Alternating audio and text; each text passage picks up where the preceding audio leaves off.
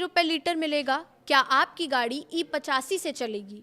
और क्या E20 को लेकर इंजन खराब होने की शिकायतें सिर्फ अफवाह हैं? पेट्रोलियम मंत्री हरदीप सिंह पुरी के एक बड़े ऐलान ने इन सवालों को फिर से चर्चा में ला दिया है। आखिर क्या है E85? E20 से कितना अलग है ये, और इससे आपकी जेब पर क्या असर पड़ेगा, जानेंगे इस वीडियो में। नमस्कार, मैं प्रिया श्रीवास्तव और आप देख रहे हैं न्यूज़ 18। देश में पेट्रोल में एथेनॉल ब्लेंडिंग को लेकर लंबे समय से बहस चल रही है। एक तरफ सरकार इसे आयात कम करने, किसानों की आय बढ़ाने और प्रदूषण घटाने का बड़ा कदम बता रही है, तो दूसरी तरफ कई वाहन चालक सोशल मीडिया पर इंजन और माइलेज को लेकर शिकायतें कर रहे हैं। इसी बीच पेट्रोलियम मंत्री हरदीप सिंह पुरी ने बड़ा ऐलान किया है। उन्होंने कहा है कि सरकार E85 फ्यूल पर तेजी से काम कर रही है और इसकी कीमत E20 से करीब ₹20 प्रति लीटर कम होगी।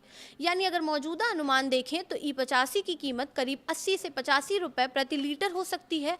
अब सबसे पहले समझते हैं कि E20 और E85 है क्या। E20 का मतलब है पेट्रोल में 20% एथेनॉल और 80% पेट्रोल का मिश्रण। वहीं E85 में 85% एथेनॉल और केवल 15% पेट्रोल होता है। लेकिन एक बात बेहद ज़रूरी है, E85 हर गाड़ी में नहीं डाला जा सकता। इसके लिए फ्लेक्स फ्यूल इंजन वाली विशेष गाड़ियों की ज़रूरत होगी। यानी मौजूदा अधिकांश वाहन सीधे E85 पर नहीं चल सकते। सरकार का दावा है कि इथेनॉल ब्लेंडिंग से देश को बड़ा आर्थिक फायदा हुआ है। हरदीप सिंह पुरी के मुताबिक E20 की वजह से भारत को अब तक करीब 310 लाख मैट्रिक टन कच्चे तेल का आयात कम करना पड़ा। इससे लगभग 1.9 लाख करोड़ रुपए के विदेशी मुद्रा खर्च की बचत हुई है। वहीं सरकार का कहना है कि इस बचत का बड़ा हिस्सा किसानों से इथेनॉल खरीदने में किया गया, जिससे किसानों की आय बढ़ी।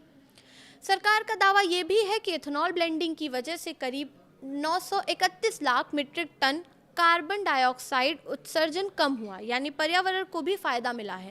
लेकिन सवाल उठता है कि क्या E20 से गाड़ियों को नुकसान हो रहा है? सोशल मीडिया पर कई वाहन मालिक दावा कर रहे हैं कि E20 इस्तेमाल करने के बाद उनकी गाड़ी का माइलेज कम हो गया। कुछ ने इंजन में खराबी और महंगे रिपेयर की शिकायत भी की है। हालांकि सरकार इन दावों से सहमत नहीं है। हरदीप सिंह पुरी का कहना है कि मारुति सुजुकी ने करीब 1.5 करोड़ गाड़ियों की सर्विसिंग के दौरान इथेनॉल से इंजन खराब होने का कोई प्रमाण नहीं पाया।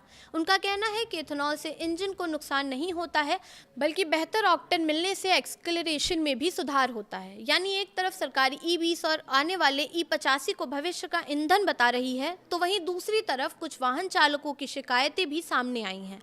ऐसे में आने वाले समय में सबसे बड़ी चुनौती होगी फ्लेक्स फ्यूल गाड़ियों का विस्तार, बेहतर इंफ्रास्ट्रक्चर और उपभोक्ताओं का भरोसा। अब देखना होगा कि सस्ता E85 कब आम लोगों तक पहुंचता है और क्या ये वास्तव में देश के ईंधन खर्च को कम करने के साथ साथ आम वाहन चालकों के लिए भी फायदे का सौदा साबित होता है। फिलहाल इस वीडियो में इतना ही। ऐसे ही और वीडियोस के लिए देखते रहिए न्यूज़ 18।